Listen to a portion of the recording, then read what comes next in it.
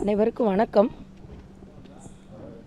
தமிழ்நாட்டையும் தமிழ் மக்களையும் தமிழ் மொழியையும் தேசியத்தையும் காந்தியத்தையும் தனது வாழ்க்கை முறையாக கொண்ட எனது தந்தை திரு குமரி அனந்தன் அவர்கள் சுமார் 12:30 மணிக்கு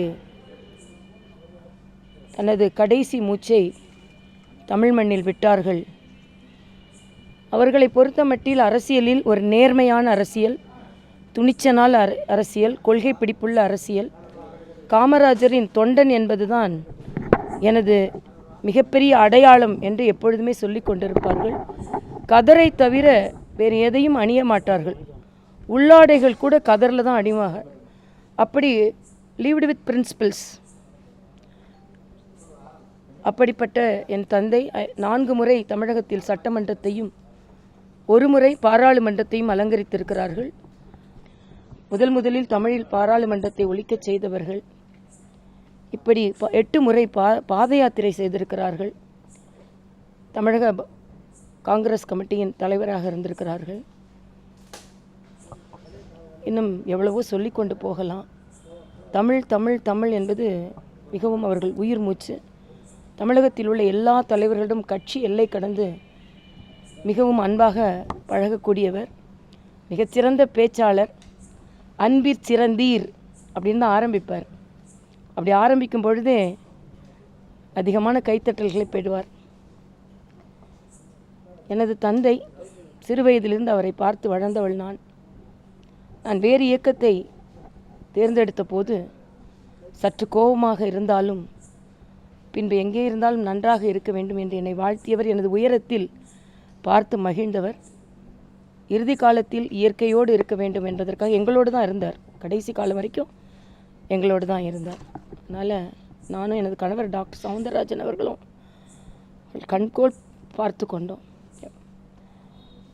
அவர் மறைந்திருக்கிறார் என்று என்னால் நம்ப முடியவில்லை. அதனால் அவரை 93 வயதாவது பிறந்த நாளையும் கொண்டாடினோம். அவருக்கு நாளைய தினம் இறுதி சடங்கு 5 மணிக்கு இறுதி ஊர்வலம் கிளம்பி விருகம்பாக்கம் இடுகாட்டில் நிறைவு செய்கிறோம். நிறைவான வாழ்க்கை வாழ்ந்தவர். கடைசி காலத்தில் கூட தமிழக மக்களுக்கு வாழ்த்துக்களை சொல்லுங்கள் என்று எங்களுக்கு எப்பொழுதுமே அறிவுரை சொல்லி எங்களை வளர்த்திருக்கிறார். நேரடியாக தந்தை என்று இருந்ததை விட நாட்டுக்கு ஒரு தொண்டன் என்ற வகையிலேயே அவரது வாழ்க்கை இருந்திருக்கிறது. உங்கள் அனைவரின் சார்பிலும் உங்கள் சகோதரியாக அவரை ஆன்மா சாந்தி அடைய வேண்டும் என்று பிரார்த்தித்து, ஒரு நல்ல மனிதர், நேர்மையான மனிதர், அரசியலுக்காக எந்த வகையிலும் தனது கொள்கையை விட்டு கொடுக்காதவர், நேர்மையை விட்டு கொடுக்காதவர், கடுமையான உழைப்பாளி, நல்ல பழக்க வழக்கங்களே உள்ளவர். 4 மணியிலிருந்து இரவு 11 மணி வரைக்கும் வாழ்க்கையை நேரடியாக நேர்மறையாக நடத்தக்கூடியவர். படிப்பாளி, 2 MA படித்திருக்கிறார். அந்த காலத்திலேயே புத்தகங்கள் தான் அவரது வாழ்க்கை. ஆக அப்படிப்பட்ட அப்பாவை இழந்து தவித்து கொண்டிருக்கிறேன். போய் வாருங்கள் அப்பா. அடிக்கடி நான் சொல்வதுண்டு, மருத்துவம் தானே படித்திருக்கிறீர்கள், தமிழ் கொஞ்சம் நன்றாக பேசுகிறீர்களே என்று கேட்கும் பொழுது,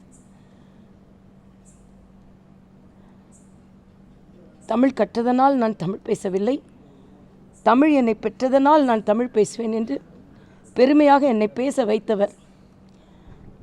நேரடியாக எனக்கு எங்கள் அப்பா எதுவுமே சொல்லி கொடுத்ததில்லை. ஆனால் அவரது ஒழுக்கத்தையும் நேர்மையும் பார்த்து பார்த்து வளர்ந்தவள் நான். தேசமும் தெய்வீகமும் எனது 2 கண்கள் என்று சொல்லி வளர்த்தவர்.